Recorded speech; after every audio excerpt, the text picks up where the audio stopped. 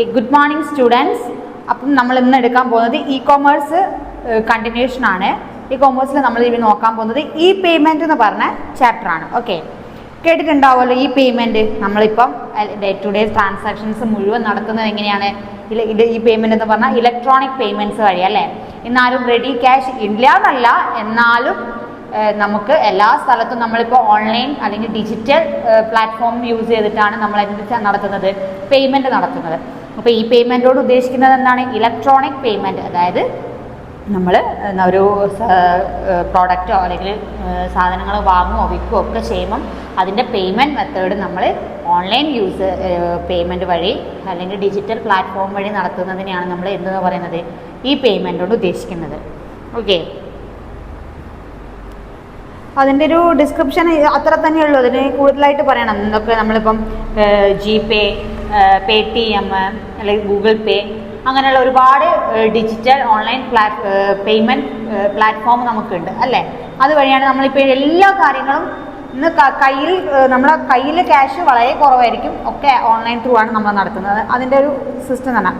ഇനി meaning of E payment എന്താണ്? ഇപ്പോൾ നമ്മൾ പറഞ്ഞൊക്കെ തന്നെ. അതായത് we are purchase goods and services online through an e-commerce portal. We will pay for them using an electronic mode, which is preferred mode of payment is present scenario. നമ്മളിപ്പോൾ പറഞ്ഞ കാര്യങ്ങൾ തന്നെ. Basically defined as paying for goods and services on the internet or through gateway of payment amount. Internet ഉപയോഗിച്ചിട്ടാണ് നമ്മൾ payment നടത്തുന്നത്.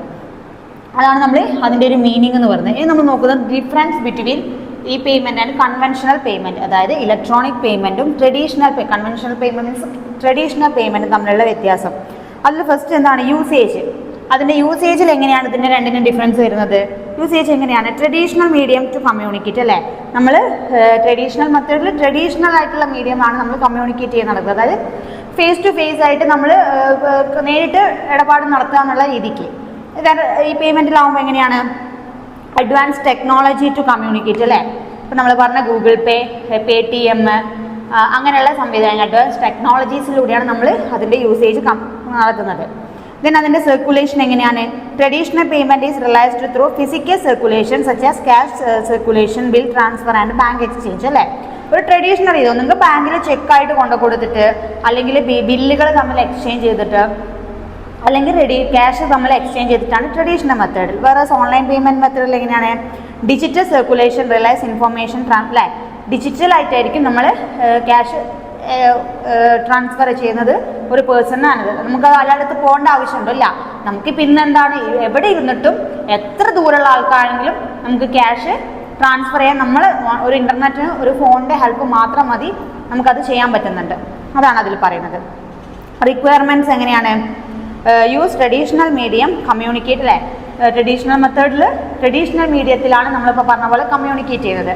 വേറെസ് ഇവിടെയോ എങ്ങനെയായിരിക്കും? ഈ പേയ്മെൻറ്റിൽ നെറ്റ്വർക്ക് ഉപയോഗിച്ചിട്ടായിരിക്കും അല്ലെങ്കിൽ സോഫ്റ്റ്വെയർ ഉപയോഗിച്ചിട്ടായിരിക്കും നമ്മൾ കമ്മ്യൂണിക്കേഷൻ നടത്തുന്നത്. ഇൻ്റർവെൻഷൻ എങ്ങനെയായിരിക്കും? ഹ്യൂമൻ ഇൻ്റർവെൻഷൻ ആയിരിക്കും സെറ്റിൽ പ്രോസസ്സസ് അല്ലേ. അതായത് നമ്മളെ പേയ്മെൻറ്റ് പ്രോസസ്സ് സെറ്റിലായി ഹ്യൂമൻ ഇൻ്റർവെൻഷൻസ് ആയിരിക്കും. മനുഷ്യന്മാർ നേരിട്ടായിരിക്കും ഉണ്ടാവുക. മറ്റേതിലെങ്ങനെയാണ്? എല്ലാത്തിലും ടെക്നോളജി, ഇതിലും ടെക്നോളജി തന്നെയായിരിക്കും. അഡ്വാൻസ്ഡ് ടെക്നോളജി ഉപയോഗിച്ചിട്ടായിരിക്കും മണി ട്രാൻസ്ഫറും കാര്യങ്ങളും നടത്തുന്നത്. അതാണ് അതിൻ്റെ ഒരു ഡിഫറൻസ്. ഞാൻ നമ്മൾ നോക്കാൻ പോകുന്നത് പേയ്മെൻറ്റ് ഗേറ്റ് വേ. ഇതൊക്കെ നമ്മളിപ്പം ഡേ ടു ഡേ നമ്മൾ കേൾക്കണ എല്ലാ കാര്യങ്ങളുമാണ് ഈ പേയ്മെൻറ്റ് സിസ്റ്റത്തിൽ. നമ്മൾ ജസ്റ്റൊക്കെ ഒന്ന് വായിച്ചിട്ട് റീഡ് ചെയ്ത് പോകേണ്ട കാര്യങ്ങളാണ്. നിങ്ങൾക്ക് തന്നെ കുറേ പോയിന്റ്സ് അതിൽ എഴുതി ഉണ്ടാക്കാനായിട്ട് പറ്റുന്ന. അപ്പോൾ പേയ്മെൻറ്റ് ഗേറ്റ് വേ എന്ന് പറഞ്ഞാൽ എന്താ?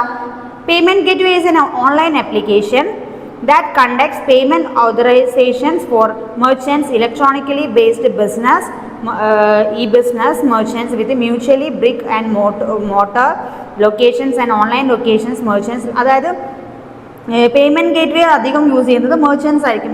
അതായത് ഒരു എന്താണ് പറയുന്നത്? ഒരു ഓൺലൈൻ ആപ്ലിക്കേഷനാണ് പേയ്മെൻറ്റ് ഗേറ്റ് വേ എന്ന് പറഞ്ഞാൽ. ഓൺലൈൻ ആപ്ലിക്കേഷൻസ് ആണ് നമുക്ക് പേയ്മെൻറ്റ് നടത്താൻ വേണ്ടിയിട്ട്, ഇങ്ങനെ ഡിജിറ്റലി പേയ്മെൻറ്റ് നടത്താൻ വേണ്ടിയിട്ടുള്ളൊരു ഇൻ്റർനെറ്റ് കണക്ഷൻ ഉപയോഗിച്ചിട്ട്, അതായത് ഒരു ഓൺലൈൻ പ്ലാറ്റ്ഫോമാണ് ഈ പേയ്മെൻറ്റ് ഗേറ്റ് വേ എന്ന് പറയുന്നത്. Payment gateway are the middle man handling business between merchants and customers, saving in a position to study withdrawals from the funds of transaction അല്ലേ. അതായത് payment gateway എന്ന് പറഞ്ഞാൽ bank അതായത് മെർച്ചൻസും അതേ കസ്റ്റമേഴ്സും അതായത് കൊടുക്കുന്ന ആളും വാങ്ങുന്ന ആളും തമ്മിലുള്ള ഒരു അവർക്ക് ക്യാഷ് വിഡ്രോ ചെയ്യാനും പേയ്മെൻറ്റ് നടത്താനും ഒക്കെ ബാങ്കിലുള്ള അക്കൗണ്ട് ത്രൂ ബാങ്കിൻ്റെ അക്കൗണ്ട് ഉണ്ടായിരിക്കണം. അത് ത്രൂ നടത്താൻ വേണ്ടിയിട്ടുള്ള ഹെൽപ്പ് ചെയ്യുന്ന ഒരു പ്ലാറ്റ്ഫോമാണ് ഈ പേയ്മെൻറ്റ് ഗേറ്റ് വേ എന്നുകൊണ്ട് ഉദ്ദേശിക്കുന്നത്. For setting up an e-commerce store or selling digital products through a website, a payment gateway is a prerequisite or a mandatory component അല്ലേ. നമുക്കിപ്പോൾ ഇ-കൊമേഴ്സ് ട്രാൻസാക്ഷൻസ്, അതായത് നമ്മളിപ്പോൾ എല്ലാവരും ഓൺലൈനായിട്ട് ഗുഡ്സ് പർച്ചേസ് ചെയ്യുന്ന ആൾക്കാരായിരിക്കും അല്ലേ.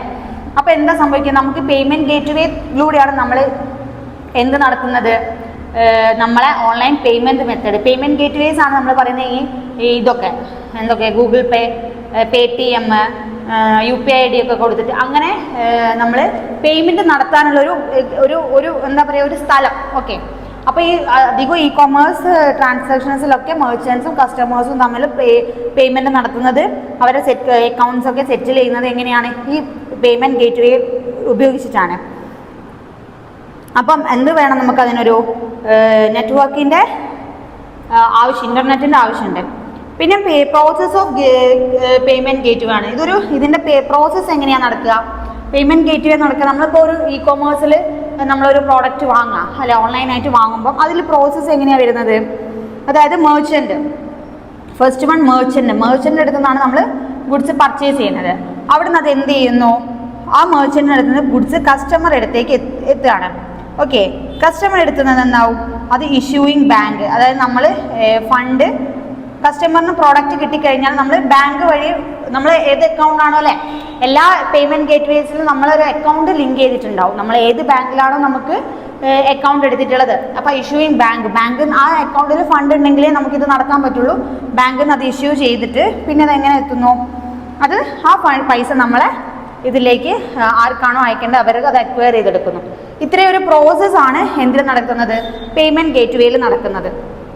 അതായത് മെർച്ചൻ്റ് എന്ന് പറഞ്ഞാൽ ആരാണോ offering products and goods to കസ്റ്റമേഴ്സിന് ആരാണോ പ്രോഡക്റ്റ് കൊടുക്കുന്നത് അവരുടെ അടുത്ത് നിന്ന് അത് കസ്റ്റമേഴ്സിന് എത്തുന്നു. കസ്റ്റമേഴ്സ് അത് പേയ്മെൻറ്റ് ചെയ്യാൻ വേണ്ടി ബാങ്കിൽ ഇഷ്യൂ ചെയ്യുകയാണ്. ദെൻ ബാങ്ക് അത് അവിടുന്ന് ഫണ്ട് അക്വയർ ചെയ്യുന്നു financial institutions.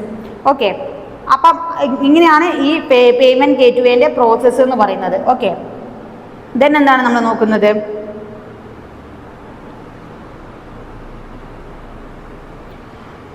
Steps regarding functioning of A payment gate വേ. ഇപ്പോൾ ഇത് നമ്മൾ പറഞ്ഞ പേയ്മെൻറ്റ് ഗേറ്റ് വേൻ്റെ പ്രോസസ്സാണ്. ദെൻ അതിന് കുറച്ച് സ്റ്റെപ്പ് ഉണ്ട്. ഏതൊക്കെ സ്റ്റെപ്പ് വഴിയാണ് നടക്കുന്നത്, ഫസ്റ്റ് വൺ എന്താണ്, നിങ്ങൾക്കൊരു ഗ്രാഫ് തന്നെ ഉണ്ടാവും. അതിൽ ഫസ്റ്റ് കളക്ഷൻ, അതായത് customers chooses the product or services, then enter the credit card details to the payment page അല്ലേ.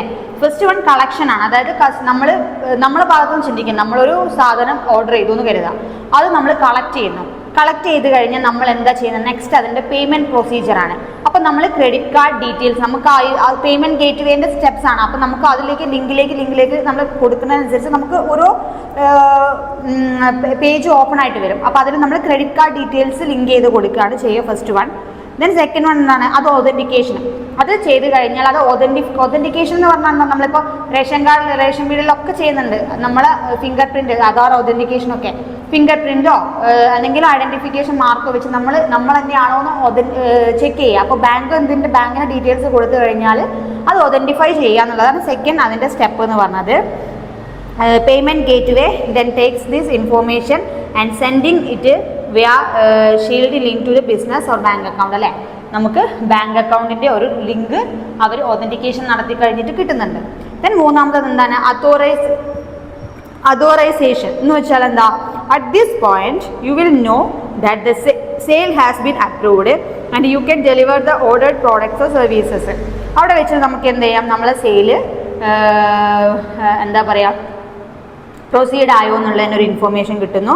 ആ ഇൻഫോർമേഷൻ കിട്ടിക്കഴിഞ്ഞാൽ പേയ്മെൻറ്റ് സക്സസ് ഇതാവുന്ന സമയത്ത് നമുക്ക് എന്ത് ചെയ്യും, പ്രോഡക്റ്റ് സർവീസസോ ഡെലിവറി ആവുന്നു. ലാസ്റ്റ് എന്താണ്, സെറ്റിൽമെൻറ്റ്. ലാസ്റ്റ് നമ്മൾ ആ പണം എന്താണോ, നമുക്ക് എത്ര പണമാണോ കൊടുക്കേണ്ടത് അത് നമ്മൾ സെറ്റിൽ ചെയ്യുക ചെയ്യുന്നത്. ഇങ്ങനെയാണ് അതിൻ്റെ ഒരു സ്റ്റെപ്പ് വരുന്നത്. ഓക്കെ, ഫസ്റ്റ് വൺ എന്ന് പറയുന്നത് കളക്ഷൻ ചെയ്യുന്നു. കളക്ഷൻ ചെയ്ത് കഴിഞ്ഞാൽ അത് ഒതൻറ്റിഫിക്കേഷൻ ചെയ്യുന്നു. ഒതൻറ്റിഫിക്കേഷൻ ചെയ്ത് കഴിഞ്ഞാൽ ഓതറൈസേഷൻ ചെയ്യുന്നു. ദെൻ സെറ്റിൽമെൻറ്റ് നടത്തുന്നു. ഇത് സ്റ്റെപ്സ്, ഇതാണ് പ്രോസസ്സ്, ഇതാണ് പേയ്മെൻറ്റ് ഗേറ്റ് വേ എന്ന് ഒരു ഓവറോൾ പിക്ചർ എന്ന് പറഞ്ഞാൽ. ഓക്കെ, നമ്മൾ നോക്കുന്നത്